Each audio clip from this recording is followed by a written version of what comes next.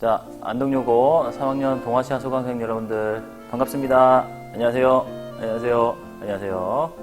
네, 동아시아사 정성훈 선생님입니다.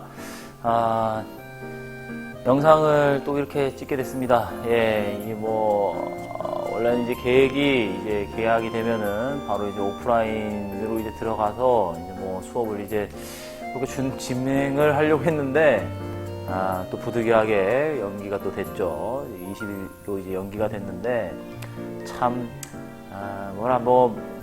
선생님도 참 말할 게 참 없어요. 참 이게, 어떻게 될런지 앞으로 참 답답한 마음도 여러분들도 마찬가지고, 선생님도 마찬가지고, 좀 그렇습니다. 예, 하지만 또 우리가 가야 될 길을 또 가야 되지 않겠습니까?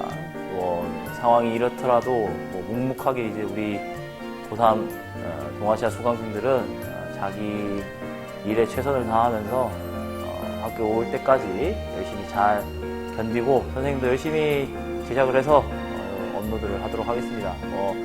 좀 타이트합니다, 여러분들. 선생님이 지금 영상을 지금 엄청 많이 찍어야 돼가지고 왜 이런 짓을 했는지 모르겠지만은 결국에는 여러분들 평가도 관련돼 있기 때문에 여러분들 평가에 대해서는 좀 더 도움을 주고자 이렇게 제작을 한 거니까 이해를 해주시고, 수능 특강 내용하고는 조금 다소 내용이 좀 다른 내용도 좀 있습니다, 여러분들. 역사라는 게 원래 학계에 따라서 좀 내용이 다르기 때문에, 하지만 EBS 수능이라든지 그런 게 있어서는 전혀 영향이 없는 거니까 여러분들이 좀 잘 보시고, 의문점 있으면은 또 댓글로 남기시면은 선생님이 댓글을 다 남기고 있습니다, 여러분들. 질문을 하면은 꼭 한번 확인을 해주시고, 가급적이면은 선생님도 이제 댓글을 남기니까 답을 남긴단 말이에요. 여러분들이 확인했는지 안 했는지 알 수가 없어요, 여러분들. 그래서 혹시 질문자들은 질문을 하셨으면은 선생님이 이제 답변을 남겼으면은 확인했습니다 정도 여러분들 남겨주시면은 선생님이 이 친구 확인했구나 라고 생각을 하고 더 열심히 달도록 하겠습니다. 예. 하여튼 힘내서 벌써 이제 중간고사 범위가 거의 다 왔습니다, 여러분들. 원래 계획했던 부분에 대해서는 열심히 한번 또 강의를 또 해보도록 하겠습니다. 자, 오늘 우리가 이제 배우는 강은 드디어 몽골입니다. 몽골. 몽골이 매번 나왔죠. 몽골이 이제 한국사에서도 나왔고, 그 다음에 이제 그 전에 이제 정보왕조 얘기할 때도 정보왕조도 이제 금나라라든지 그 다음에 남송이라든지 서하를 박살낸 나라가 여러분들 몽골이라고 했습니다. 그 정도로 몽골이라는 나라가 엄청나게 이제 13세기를 거의 지배했던 세계 최강대국. 지금 여러분들 세계 최강대국이라고 하면 미국이겠지만은 13세기는 몽골이었습니다. 몽골은 정말 그 유라시아 대륙에 있어서 정말 공포 그 자체의 부대였다라고 볼 수가 있어요. 하지만 이 몽골 제국이라는 거는 시작은 되게 미미했습니다, 여러분들. 시작은 되게 미비했으나 끝이 이제 창대하게 된 것이죠. 자, 그래서 우선 이제 국제관계 다원화, 계속 국제관계 다원화 장입니다, 여러분들. 보시면 되겠고요. 연표는 이제 요렇게 징기스칸의 몽골 통일부터 시작을 해서 명건국까지. 명건국으로 인해서 사실상 이제 몽골은 중국에서 물러나게 됩니다, 이제 사실상. 거기까지 이제 다루는 좀 영상이 좀 정치적 부분으로 좀 진행을 하도록 하겠습니다. 자, 이제 몽골 제국. 근데 원이라고도 썼는데, 원과 몽골 제국은 좀 별개입니다, 여러분들. 그걸 좀 아시고, 그건 다시 설명을 하도록 하겠습니다. 몽골 제국. 예케 몽골 울루스라고 하는, 라는 이름으로 이제 있습니다. 여러분들 교과서, 수능 특강 42쪽에도 봐도 나오고, 교과서에 봐도 나옵니다.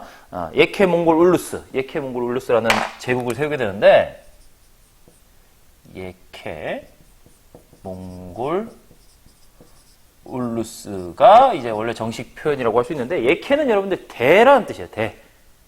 그리고 이제 몽골, 자기네 부족 이름이죠.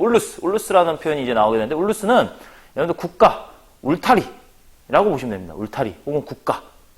이제 백성을 이제 가지는 인민 이런 뜻이기도 한데 국가라고 이해를 하면 되겠습니다. 그래서 예케 몽골 울루스 한자로 직역을 유사하게 하자면은 대몽골 제국이 되겠습니다. 대몽골 제국인데 성립은 여러분 13세기에 테무친이 몽골 부족을 통합을 합니다. 몽골이 여러분들 여러 개의 부족으로 나눠져 있었어요. 나이만이라든지 케레이트라든지 여러 가지 부족이 있었는데 그 부족들을 다 이 태무친이라고 하는 사람이. 태무친. 100번 단련된 철로 만들어진 아이다라는 뜻의 이제 태무친이 통일을 합니다. 몽골 부족을 통일을 하는데, 여러분들 이 태무친이라는 사람의 그 일대기가, 정말 여러분들 스토리 자체가 정말 다사다난합니다. 이 사람이 정말. 우리가 아는 이 바로 칭기스칸이 바로 이 태무친인데, 태무친이, 어렸을 때 얼마나 이제 비극적이었냐면은, 자기 아버지, 예슈게이라는 사람이에요. 예슈게이라는 사람이, 태무친이 어렸을 때 독살당해요. 원래 여러분들 유목민족들은 독살을 하면 안 됩니다. 이제 왜 그러냐면, 예슈게이가 다른 부족으로 갔다가 다른 부족에 이제 도움을 받는 거예요. 타타르라고 하는 부족에 이제 도움을 이제 청했는데, 타타르가 도와주는 척하고 독살을 시킨 거예요.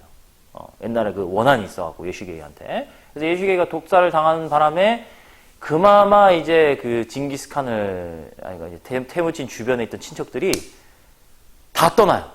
다 떠나고 태무친만 남아요. 태무친이랑 자기 어머니 호엘룬, 그리고 자기 동생들, 이렇게만 남습니다. 호엘룬, 어머니가 이제 호엘룬인데, 호엘룬이 그렇게 도와달라고 이제 다른 부족들한테, 다른 이제 친척들한테 떠나지 마라. 라고 애청을 해도 애원을 해도 다 떠나요. 그래서 이제 결국에는 그 광대한 몽골 초원에 징기스칸, 태무친 가족만 헝덩거리 남아있는 거예요. 그 과정에서 뭐 여러분들 많은 얘기가 있습니다. 뭐 심지어 동생이랑 싸우다가, 먹을 것 때문에 싸우다가 동생을 또 죽여요, 나중에. 그래서 나중에는 또 이제 어머님한테 크게 꾸지람을 씁니다, 나중에.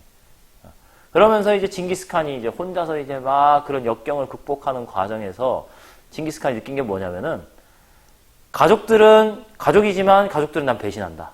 결국에는 나를 따르는 무리들, 사람들을 등용해라. 충성심 강한, 능력 있고 충성심 강한 사람들만이 나를 지킬 수 있다라고 하는 교훈을 얻게 됩니다, 나중에.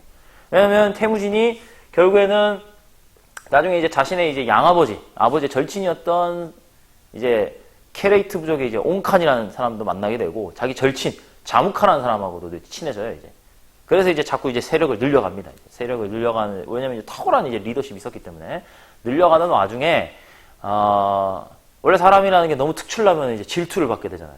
아까 전에 도와줬던 자무카라든지 옹칸이라든지 이런 사람들이 태무친이 너무 이제 세력을 늘려가니까 배반을 합니다. 배신합니다.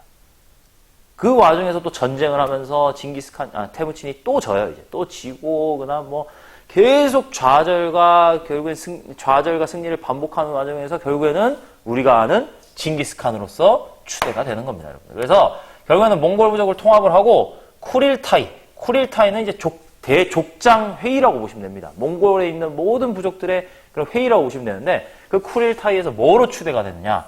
징기스칸으로 추대가 된다. 칭기스칸이라는 뜻은 위대한 왕, 위대한 제왕이라는 뜻입니다. 위대하다. 그래서 칸이라는 건 결국에는 몽골식 유목민족에서 왕이잖아요. 여기는 위대한 왕, 그레이트 킹이 된 거죠. 징기스칸으로 추대가 됩니다. 그래서 이 징기스칸이 결국에는 아까 전에 방금 말했지만, 선생님이 말했지만, 능력 위주로서 인재들을 선발해서 자신에게 충성을 다하는 사람들한테는 포상을 주고, 자신에게 저항하는 자들은 철저하게 짓밟는 그러한 모습을 보입니다. 그러니까 몽골 부족에 있는 사람들 입장에서는 징기스칸은 정말 대단한 존재인 거죠. 왜냐면은 열심히 싸우고, 전쟁에서 열심히 싸우고 이기면은 징기스칸이 그만큼 적절하게 포상을 준단 말이에요. 반면에 적국의 입장에서는 징기스칸에게 저항하면은 풀 한 폭이 남지 않는 그런 모습을 보인다는 것이죠. 네. 그래서 징기스칸으로 추대가 됩니다. 그래서 혹시나 여러분들 징기스칸 관련된 뭐 책들이 많습니다. 여러분들 한번 읽어보시면은, 우리가 지금 뭐 코로나로 인해서 지금 많이 어렵잖아요. 서로 다들 뭐 어렵습니다만은 이 칭기스칸이라는 인물이 겪은 그 개인적인 그 스토리는 정말 파란만장합니다. 정말.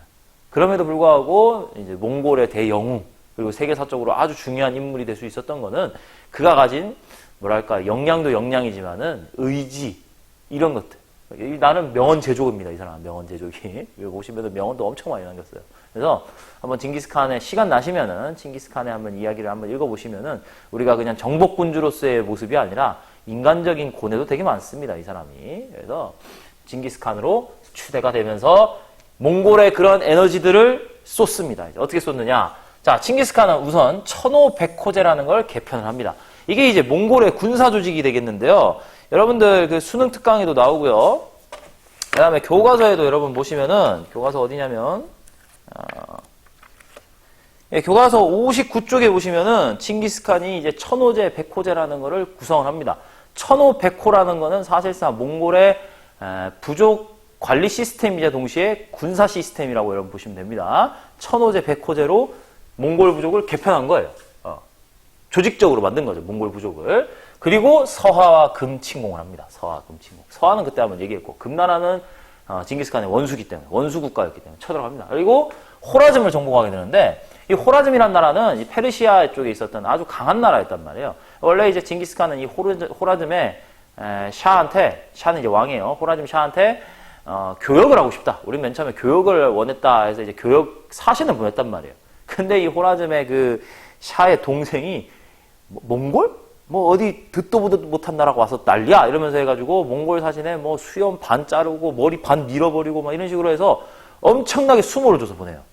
그러니까 맨 처음에 징기스칸은 뭐 그럴 수도 있지 라고 생각을 했어요. 뭐 우리가 뭐 그래 이름이 없는 인종이니까. 그래서 이제 또 뭐 사신을 보내고 이러는데 또 수모를 보내서 결국에는 돌아온단 말이에요. 그래서 이 호라즘을 정복을 합니다. 호라즘을 완전 지도상에서 호라즘의 수도가 사마르칸트였단 말이에요. 사마르칸트를 잿더미로 만들어요. 완전. 그 정도로 징기스칸한테 반항을 하게 될 경우에는 이렇게 된다는 걸 보여준 거죠. 그래서 이 호라즘을 정복함으로 인해서 결국에는 비단길을 장악하게 된다. 호라즘 정복의 결과는 비단길 장악으로서의 결과를 가져오게 됩니다. 예. 그래서 징기스칸의 원정도는 처음에 몽골부터 시작을 해서 이 호라즘이라는 데가 카스피해에 있어요. 카스피해. 러시아 밑에 있는 카스피해인데 카스피해까지 징기스칸이 간 겁니다, 여러분들. 그 정도로 호라즘 왕국을 단행했다. 그리고 결국에는 이제 서하를 다시 재침공하는 과정에서 징기스칸은 사망하게 됩니다. 징기스칸은 사망하게 됩니다. 자, 그리고 그 다음에 이제 계승한 사람이 우구데이 칸인데 이 우구데이 칸은 징기스칸의 셋째 아들입니다. 셋째 아들인데 그럼 여러분 생각했을 때 첫째 아들은 왜 계승을 못했나요? 첫째 아들은 주치. 여기 이제 주치 울루스 나오는 이 주치인데 주치는 아까 전에 징기스칸에 좀 사연이 많다 했죠. 징기스칸이 결혼을 했는데 보르테라는 여자랑 결혼합니다. 보르테라는 여자랑 결혼했는데 보르테가 이제 결혼했을 때 징기스칸이 이제 세력이 약했을 때란 말이에요. 다른 부족이 징기스칸의 부족을 이제 테무친의 부족을 쳐들어와서 보르테를 납치해 갑니다, 여러분들. 보르테를 납치해 가서 데려가 버려요. 이게 약간 몽골 부족의 약간 그런 약간 복수 방식이에요. 복수. 다른 부족의 여인을 납치해서 결혼하는 뭐 이런 건데 보르테를 납치를 해서 나중에 이제 자꾸 징기스칸이랑 테무친이랑 헷갈리네요. 똑같은 인물입니다. 테무친이 결국에는 보르테를 되찾습니다. 그 부족을 격파하고 부인을 찾았는데 부인의 뱃속에는 이미 임신되어 있는 거예요. 이제 임신. 거기서 낳은 아들이 주치입니다. 주치. 그러니까 이 주치에 대해서는 징기스칸의 그 입장이 되게 묘했어요. 여러분. 그러니까 자기 이제 아들들, 나머지 아들들이 뭐 차가타이, 우구데이, 그 다음에 툴루이 이런 애들인데 형을 비난하겠죠. 형은 우리 우리 아버지 애 아니다. 이런 식으로 맹비난한단 말이에요. 그럴 때마다 이제, 징기스칸은 내 아들이다라고 감싸긴 했는데, 결국에는 이제 주치, 적장자로서의 그러한, 위치를 못 차지한 거죠. 그리고 이제 결국엔 남은 아들들, 뭐, 차가타이, 그 다음에 뭐, 우구데이, 툴루이 중에서 성격이 가장 온화하다고 하는 우구데이가 계승을 합니다. 그래서 우구데이는 어떤 역할을 했느냐? 우구데이는 금나라를 멸망합니다. 이때 금나라가 여러분 멸망합니다. 우구데이 때. 그리고 바투는 이제 주치의 아들입니다. 주치의 아들인데 바투를 시켜서 서쪽으로 가라. 서쪽으로 영역을 넓혀라. 해서 바투가 원정에 성공해서 세우는 국가가 이제 우리 수특에 나오는 주치 울루스라는 겁니다. 주치 울루스가 되겠고요. 자, 그래서 이제 영토가 이제 확장됩니다. 여러분들 그 수특에 보면은 이제 몽골 제국의 이제 수특 42에 보면은 대몽골 제국의 영토 확장이라고 나오죠. 영토가 어마어마하게 들어갑니다. 영토가. 유라시아 전체를 다 점령했다고 보면 됩니다. 그래서 이제 그 울루스라는 거는 이렇게 생각하시면 돼요. 주치 가문이 받은 땅이다라고 여러분 생각하면 됩니다. 그리고 뭐 차가타이 울루스라는 게 차가타이가 받은 국가다라고 생각하시면 되겠고, 그 다음에 훌라구 울루스인데 훌라구는 또 이제 징기스칸의 아들은 아니고 징기스칸의 손자입니다, 여러분들. 그래서 훌라구 역시도 울루스를 만들게 되고 이렇게 울루스가 여러 개가 이제 형성이 돼요. 그 중에서 이게 중요한 인물입니다. 뭐 징기스칸도 중요하죠, 당연히. 징기스칸 중요하고 바로 이제 쿠빌라이 쿠빌라이 칸이라는 인물이 아주 중요한데, 요 쿠빌라이 칸은 징기스칸의 손자입니다. 막내 아들, 툴루이의 아들인데, 툴루이 아들이 쿠빌라이 칸인데, 이 쿠빌라이 칸의 업적을 보시자면은 고려를 복속합니다. 그리고 국호를 이제 우리가 아는 이제 원 있죠, 원이라는 용어를 쓸 때가 바로 이제 쿠빌라이 칸입니다. 그리고 수도를 대도로 천도합니다. 원래 수도는 여러분들 카라코룸이었어요. 카라코룸이라는 데를 우구데이가 만들었었는데 우구데이가 카라코룸에서 대도로 베이징으로 천도를 하게 됩니다. 네. 여기까지는 이제 여러분들 언급을 했던 것이고 요거는 그래서 요거의 이제 내용을 좀 보자면은 쿠빌라이 칸 같은 경우에는 여러분들 왜 중요하냐면은 이 쿠빌라이 칸 같은 경우에는 잠시만요.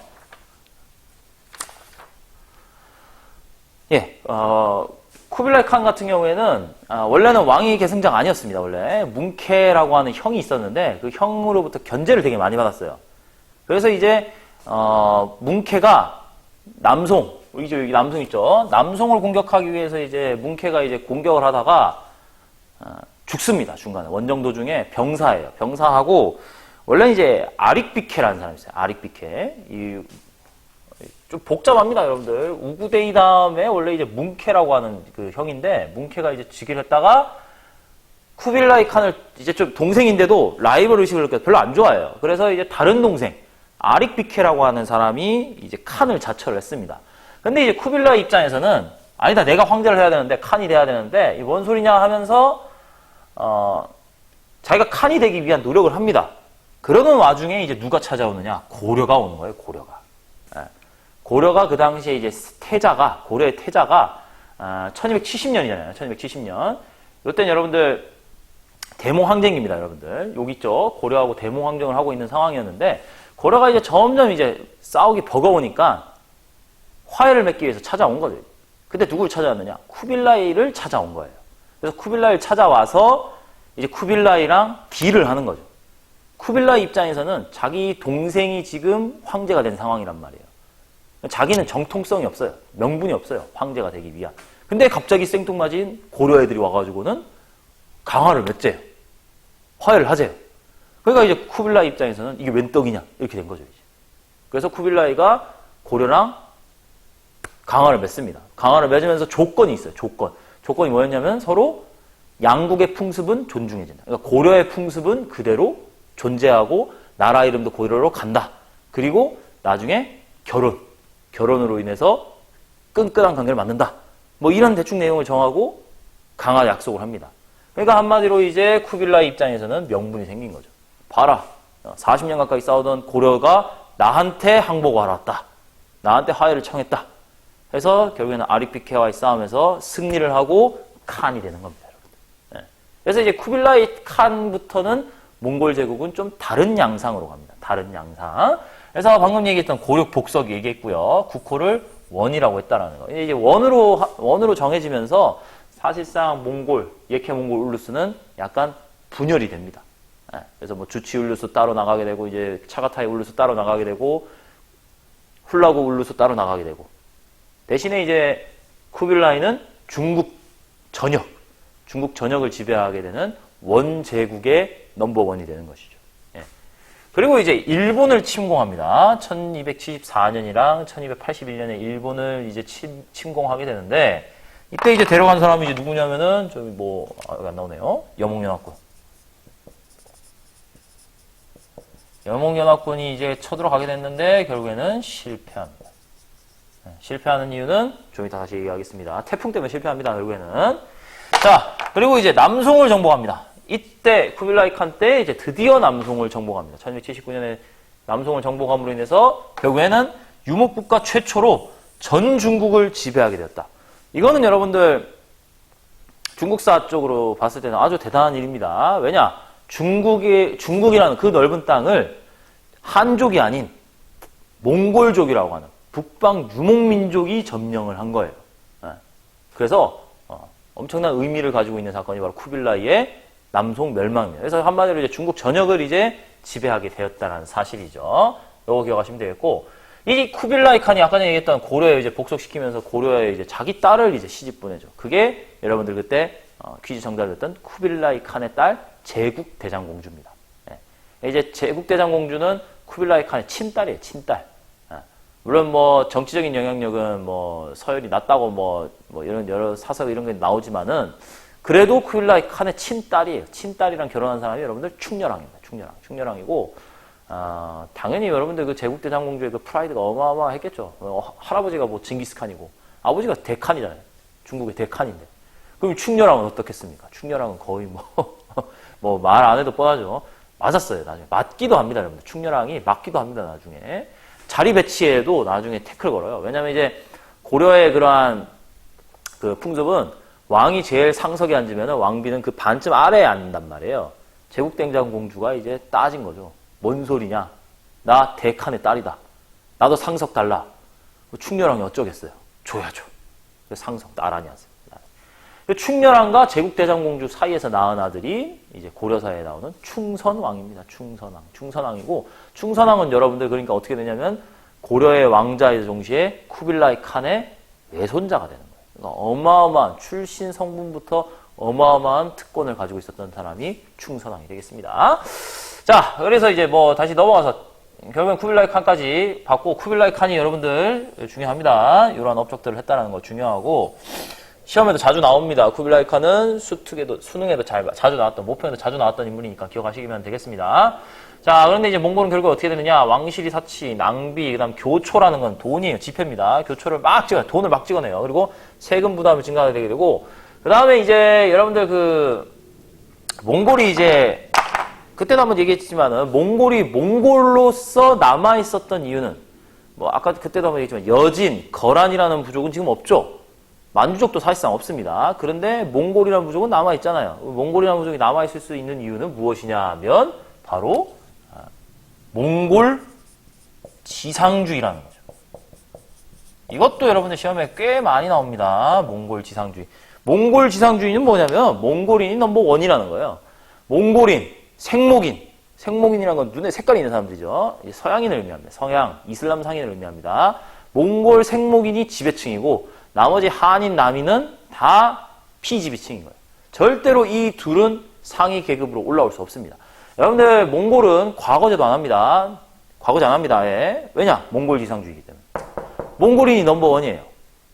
그래서 이 몽골 지상주의가 결국에는 한족들, 밑에 대다수인 한족들의 반발을 사게 됩니다. 그래서 그 한족들이 중심으로 일어난 난이 우리 한국사에도 나오는 바로 홍건적의 난입니다. 홍건적의 난으로 인해서 결국에는 몽골이 원이 망하지 않고 북쪽으로 쫓겨가요. 홍건적의 난으로 인해서. 네, 요거까지 기억하시면 되겠습니다. 홍건적이라는 말이 여기 나옵니다, 이제. 자, 그러면 동아시아 각국의 대웅 황제. 몽골이 그렇게 넓은 이제 영토를 이제 차지하게 된 이유는 아무래도 전쟁이죠. 여러 나라를 쳐들어왔단 말이에요. 근데 이제 우리가 아는 건 이제 동아시아사 쪽의 이제 나라고, 몽골의 침략을 여러분 서양사에서는 뭐라고 하냐면, 서양에서 뭐라 하냐면, 타타르의 공포라고 합니다. 타타르. 몽골을 타타르로 했어요. 타타르의 공포라 해가지고, 몽골이 쳐들어온다고 하니까 서양 세계는 거의 뭐 패닉 상태에 빠져요. 패닉 상태. 뭐 겨우 가까스로 막긴 막는데, 그 정도로 몽골에 대한 그 공포감이 서양 애들은 어마어마했습니다. 자, 동아시아 각국의 대몽황전을 좀 마지막으로 살펴보자면은, 고려의 경우에는 우리 잘 알고 있죠. 13세기 대몽황전. 40년 가까이 싸웠습니다. 40년 가까이 거의 국토가 초토화되는 거를 목도를 하면서도, 저항을 하죠. 이때가 이제 대체적으로 이제 무신정권. 최씨 무신정권과 시기가 같습니다. 최씨 무신정권이 이제 대몽황전을 주도를 하죠. 어디로 옮깁니까? 수도를 강화도로 옮겨서 저항을 하다가 결국에는 항복을 하게 되죠. 항복을 하는데 끝까지 저항했던 사람들이 누구냐면 삼별초죠. 삼별초가 끝까지 강화도, 진도, 제주도를 옮겨다니면서 저항을 하다가 결국에는 이제 항복을 하게 되고, 이제 지죠. 이제 저항이 끝나게 되고, 이거 우리가 이제 원간섭기라 불리는 시대로 들어가는 것입니다. 원간섭기인데, 이때는 이제 우리가 한국사에서 배운 건 부마국 체제가 되겠죠. 부마국 체제인데, 쌤이 그때 이제 화봉공주를 이제 우리나라에도 이제 보냈다고 했죠. 몽골 입장에서 화봉공주를 보냈는 건데, 뭐 화봉공주가 아니라는 분도 있고 뭐 이렇긴 한데, 대체적으로 화봉공주는 맞습니다. 왜냐면은 중국의 황제가 이민족한테 보낸 공주이기 때문에 화봉공주의 성격이 강한데, 거기에다가 더불어서 우리나라는 부마국 체제라고 보시면 되겠어요. 부마국. 그러니까 화봉공주는 약간 뭐 일회성 이벤트 쪽이라고 생각한다면은 이 부마국 체제는 고려의 아까 전에 말했던 이제 충렬왕 이후부터 고려의 모든 왕들은 몽골 공주랑 결혼을 해야 돼요. 그러니까 한마디로 몽골의 사위인 거죠. 사위. 몽골의 사위 국가 체제가 되는 것이죠. 그래서 부마국 체제라고 여러분들이 좀 더 기억을 해놓으시면 좋습니다. 부마국 체제. 우리가 많이 쓰는 표현이에요. 이 부마국 체제라는 거는. 그렇게 하시면 되겠고. 그렇다 해서 여러분들 고려가 여러분들 뭐 정치적으로 그렇게 물론 정치적인 약간 그 위상의 변화는 있죠. 당연히. 위상의 변화는 있지만은 이것을 잘 활용한 왕들도 꽤나 있습니다. 고려 왕들도 있습니다. 왜냐? 고려의 몽골 황제의 부마니까 그런 거고. 그리고 아까 전에 말했지만 제국대장 공주 이후로는 몽골 황제의 친딸은 시집 오지 않습니다. 예, 뭐 조카의 딸, 뭐 사촌의 딸, 뭐 이런 식으로 해서 좀 약간 급이 낮아요. 우리가 잘 아는 공민왕과 이제 노국공주 있잖아요. 노국대장공주 같은 경우에도 몽골 칸의 뭐 삼촌의 딸인가 그래요. 그러니까 이제 약간 촌수가 좀 멀죠. 부마국 체제로 가는 것이고. 그리고 이제 이제 삼국유사 제왕궁인데 요거 중요합니다. 요것이 이제 자주 나오는 게 바로 이제 삼국유사 제왕궁인데 왜 뭐냐면은 몽골이 우리나라를 쳐들어왔잖아요. 40년 가까이 전쟁을 했단 말이에요. 그런 와중에서 이제 우리나라의 어떤 의식이 싹 트게 돼. 몽골에 결국엔 항복을 했잖아요. 몽골에 항복을 하니까 우리나라에서는 어떤 의식이 싹 트게 되냐면은 우리가 몽골이라고 하는 저 이민족한테 굴복한 거는 어쩔 수 없이 항복한 것이지 우리의 마음속에는 아직까지도 우리 스스로 지킬 수 있는 마음이 있다. 자주의식이 이제 싹 트게 되는 겁니다. 그 의식의 이제 표상이 누구로 나타나냐? 단군으로 나타나요. 단군. 그래서 단군과 관련된 삼국유사, 제왕운기 이런 거에서 민족의식을 고취시키는 역사서를 편찬하게 된다. 그거는 다른 일본, 베트남도 마찬가지입니다. 그럼 일본을 보겠습니다. 일본은 가마쿠라 막부죠. 가마쿠라 막부 때 여몽연합군이 침공을 했는데 일본군이 저항을 하고 태풍을 맞습니다. 일본군이 저항을 했다고 쌤이 쓰긴 했지만은 일본군은 초반에 여몽연합군 쳐들었을 때 엄청나게 패닉 상태였어요. 왜냐? 일본군은 그냥 활이란 말이에요. 활. 근데 이때 쳐들어온 여몽연합군은 화약에다가 신무기를 들고 쳐들어온 거예요. 그러니까 일본군이 완전 당황한 거죠. 그리고 일본 역사에서 여러분들 다른 나라가 쳐들어온 적은 이때가 처음이에요, 여러분들. 나중에 미국이 이제 점령을 하죠. 미국이 점령한 거 빼고는 처음입니다. 그러니까 일본군이 얼마나 이제 패닉 상태에 빠졌겠어요. 이제. 저항을 했지만 처음에 집니다. 지는데 그때 일본을 도운 게 바로 태풍이죠. 태풍이 갑자기 들이닥쳐서 여몽연합군 배를 박살을 내버립니다. 그러니까 살아남은 이제 결국엔 여몽연합군 중에서 살아남은 자들이 육지에 올라왔을 때는 쉽죠. 그냥 화살 쏘고 죽이면 되고 그걸 목 잘라서 죽여도 되고 이런 식으로 해서 결국에는 막아내게 되는 것이고 계속 이제 쿠빌라이 칸이 일본한테 항복해라 해도 몽골 사실은 목을 잘라버려서 보내버렸단 말이에요. 그래서 또 1281년 쳐들어갔지만 이때 또 태풍이 불어서 결국에는 실패를 합니다. 이러한 과정을 통해서 일본 사람들이 어떤 게 느끼냐면 우리는 신이 지켜주시는 나라다라고 해서 이른바 신국의식이라고 하는 이상한 이제 마인드가 생깁니다. 태풍이 이제 자연적인 현상인데 이 사람들은 신이 보내주신 바람이다. 신이 우리를 지켜준다. 라는 신국의식이 싹 트게 됩니다. 그 바람 이름이 무엇이냐? 신풍, 카미가제입니다. 카미가제. 많이 들어봤죠? 카미가제. 네. 신국이 되고. 그 다음 베트남. 마지막 베트남은 대월입니다. 그 당시에 대월인데 쩌낭조였어요.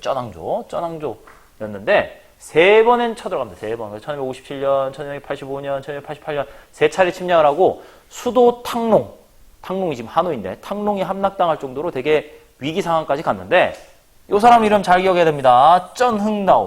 쩐흥다오라고 하는 사람이 활약을 해가지고 격퇴를 합니다.